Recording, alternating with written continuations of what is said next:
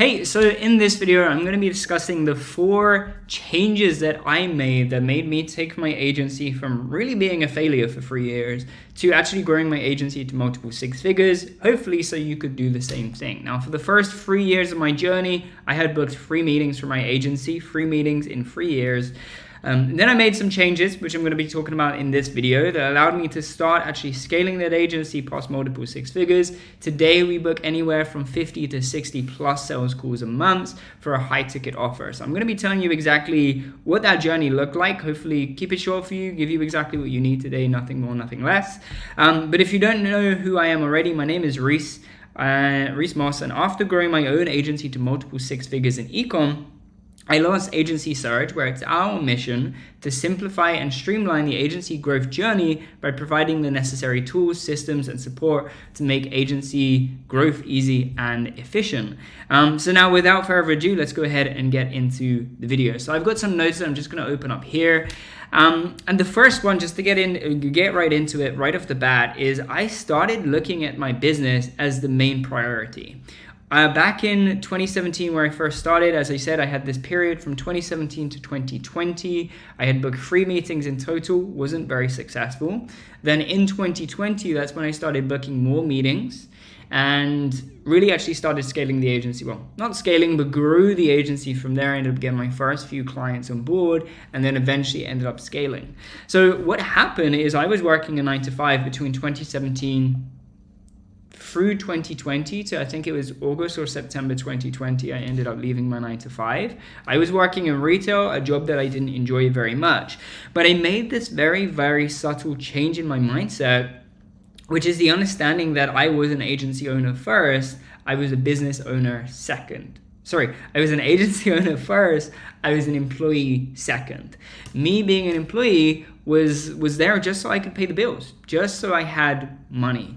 And just to give you an idea of just kind of how crazy this is, some of you may disagree with kind of what I'm going to explain here, but I actually, back at the beginning, at the end of 2019, moving into 2020, this is when I decided to make the shift in my mind, that I was agency owner first, employee second. So when I met somebody who ended up becoming my partner, my girlfriend now, when I met her at the end of 2019, she asked me, well, what do you do? I said, I own a marketing agency. Didn't mention the fact that I had a job because in my mind, my 9-to-5 job was my side hustle. The business is the main thing. That's what I want to be known for. That's who I am. That's who I identify with. That's who I am. I am business owner first, employee second. So when she asked me, well, what do you do for work? I told her I own a marketing agency. I didn't try and exaggerate and say I own a very successful marketing agency. Blah, blah, blah. No, I own a marketing agency. That was it. And the very, very subtle but massive difference here is that I started seeing myself as the business owner first, 9-to-5er or employee second. And the reason that this is so important and so vital to my growth is because my actions, the decisions that I made in life were coming from the perspective as a business owner, not somebody who was working a 9-to-5. So when my manager would say to me, hey Reece, we've got some extra shifts, do you want to take them? I would say, no, I don't want to take the extra shifts. Thank you for be respectful because I didn't want to lose my job. I did need the job then. I'd be respectful. I'd be like, hey, thanks for the opportunity, but actually, happy with the work schedule right now. I would like to keep it as it is. And that was fine. I was being trained to be an assistant manager, one of the youngest in the company to be trained. We had over 100 stores. I was one of the youngest to be trained to become an assistant manager. And if I had continued working at the job within the next year to year and a half, I would have been at least in the position where I could have been the assistant manager.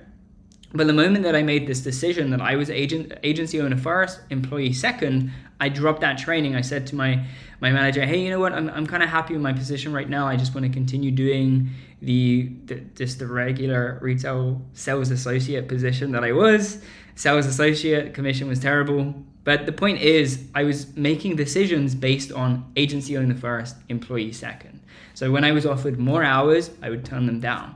When I was receiving my training to become an assistant manager, which I didn't actually want to do, I would say, I don't actually want to do this training anymore. And that was number one the most important thing that I did. But there were a few more that were pretty important. So the second is that I started seeing my business as not just a vehicle to make more money, but most importantly, a real business and a system. Now, a system, there are systems everywhere in life. If you're unfamiliar with the concept of a system, I mean, quite frankly, you would be familiar because there are systems everywhere. We have the economic system. We have the, in our body, we have the respiratory system. We have the immune system, the nervous system. There are systems everywhere in life, the social system. There are everything in life is a system. Everything that we perceive to be reality is a system or is a component or process within a system. So I started looking at the business not just as a vehicle of making money, but as a system that's designed to achieve a particular goal. Now, in my mind, the goal for me was just very simply to own a business. That was my goal. It wasn't to make money anymore. And what this allowed me to do is ignore shiny object syndromes or shiny objects coming up or anything or trends or things like that, because I decided, hey, I'm a business owner now and I'm going to be focused on building this business. Not because I want to make money, but because I want to own a business. And that was the goal. The goal was not how can I make more money, it was how can I work on my business full time. When I was working my 9 to 5, that was my goal. How can I leave my 9 to 5 from the perspective of I want to work on my business? Because I always saw myself as a business owner. I always saw myself as somebody who enjoyed the concept of business. And that's what I wanted more than anything. Not necessarily to make loads of money, but to be able to work on my 9 to 5 full time. It was very, very important to me. So when I say that I started looking at the business as a business and as a system as opposed to a vehicle of making money, what this meant is, between the period that I mentioned before, 2017 to really the beginning of 2020, I was also looking into other business models. Mostly Amazon FBA, a little bit of cryptocurrency, trading, things like that. Again, this was all focused on making money. That was the focus. I didn't really care about the business model. I didn't care about the business, but once I committed, hey, this is the business that I'm going to scale with, I made that commitment and decided this is the business I'm going to make work, I made it work because I committed to it. So that's number 2, is see your business as a real business, as a system, as opposed to just a vehicle of making money. If you optimize for making money, you will constantly look for ways to make money. If you optimize for growing your business, then you'll constantly look for ways to grow your business. And that's where you want to be, because that's where you're actually going to be successful. If you're just like, how can I make money? Well, there's millions of ways to make money. You can just start, cleaning people's houses. You can start cutting people's grass. You can go and work at McDonald's. If the goal is how can I make more money, that's what you'll be focusing on.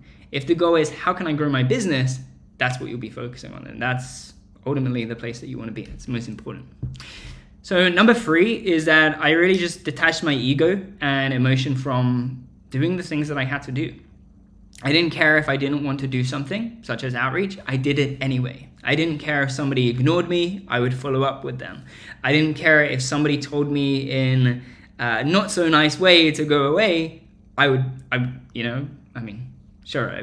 go away at that point. I wouldn't continue talking to somebody who told me to F off, but I would smile about it. I'd laugh about it. It would entertain me as opposed to me saying, this person doesn't like me, let me stop doing outreach, which is what I was doing for those first 3 years. When I would do outreach and somebody, I had this so many times, your message sucks, your business sucks, you should just quit. I literally had messages like that. Imagine somebody in business telling you to quit your business. That for me was just ridiculous. And I still can't even begin to understand that the psychology behind that. But ultimately, I had to realize that if I wanted to be successful in this thing, I had to ignore my emotion. I had to separate my ego and not think about what I wanted, but think about what the business wants. The business wants me to follow up with people, so I will follow up with people. And when I say what the business wants, again, I was coming from this perspective of, number 1, I'm a business owner. Number 2, I'm committed to this business and growing this business.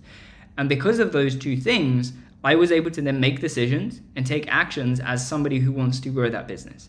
And that it was fundamental and massively important to actually my growth and making it work in any way, shape or form, is saying, hey, the business, let's quickly go over a little concept, and we'll keep this brief.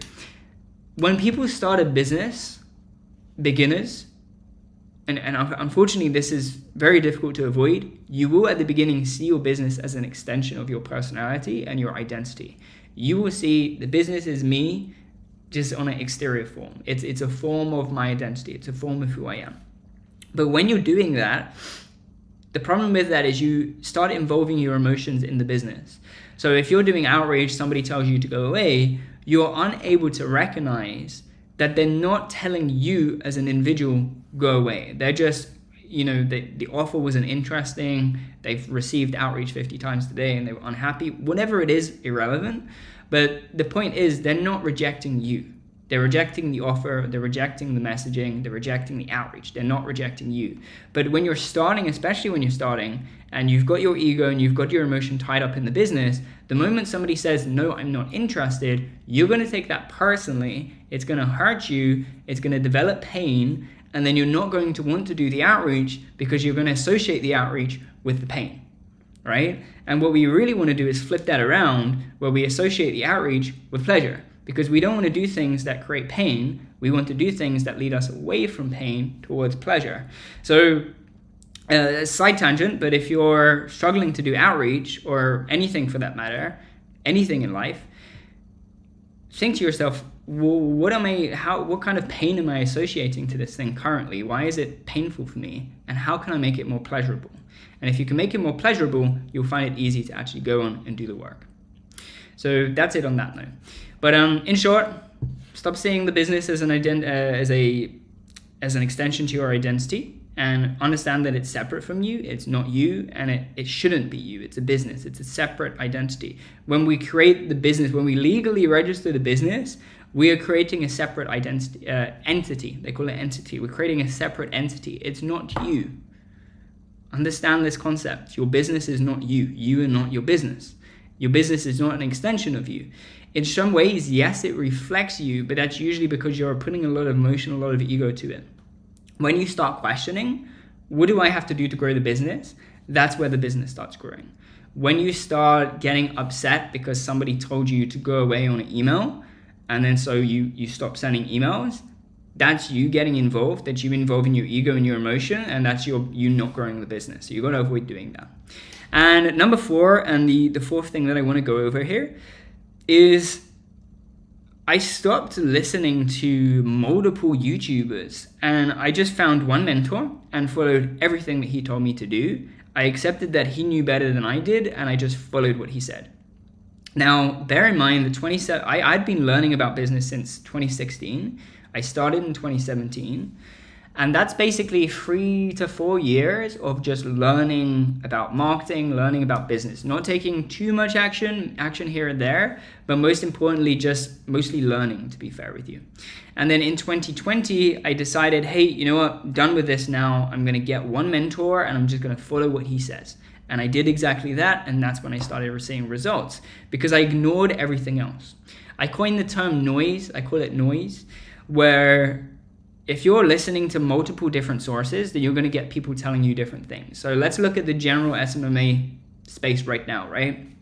We've got SaaS agencies coming up. We've got automation agencies coming up. Some agency gurus are now even telling you don't start an agency, become a sales rep, which is ridiculous, because the same person that wants to do an agency is going to be a different person that wants to do a sales rep. They're not the same person, unless, of course, they're focusing just on the money, as I mentioned before. If you're focusing on how can I grow the business, then the only thing that you should be interested in is growing the business, learning marketing, learning sales, learning acquisition, learning fulfillment, and doing those things as an agency owner. That's the only thing you should be focused on. So when you're kind of a bit confused and you're just looking at a bunch of different YouTubers, a bunch of different systems, because that's what different YouTubers are selling, again, you've got to understand the concept of a system and look at it as a system. If you're learning one thing from someone, another thing from someone else, another thing from someone else, you're basically taking bits from 3 different systems, putting them together and hoping that you're going to get the same effect. But that's not going to be the case, because you're not following a system. You're following 3 systems, bringing it together, merging them, creating this weird, what's it called? I don't know biology. When you bring things together, you're creating some new organism, basically. You're bringing 3 different things, you bring it together, you're creating a new species or a new system, and it's just the wrong way to do it, because you're creating something entirely from scratch now. If you're taking 3 things from different places, you're bringing it together, you might think, oh, this is going to be good, but is that going to have the reverse effect? Because you're not following one system, you're following 3, and therefore the one system that you thought you were building that is proven, you've actually just created an entirely different variation of that thing. And it's no longer the thing that you thought it was. It's no longer the system that you thought was going to help you get results. So what's the end goal here? Pick a couple of YouTubers and just follow those. And even more, if you have the availability to do so, pick 1 to 2 mentors and just follow those. And ideally, those would be 2 mentors in different areas. So you would pick 1 mentor, for example, that talks about business systems, and 1 mentor that talks about mindset. Or even better, 1 mentor that talks about everything that you need to grow.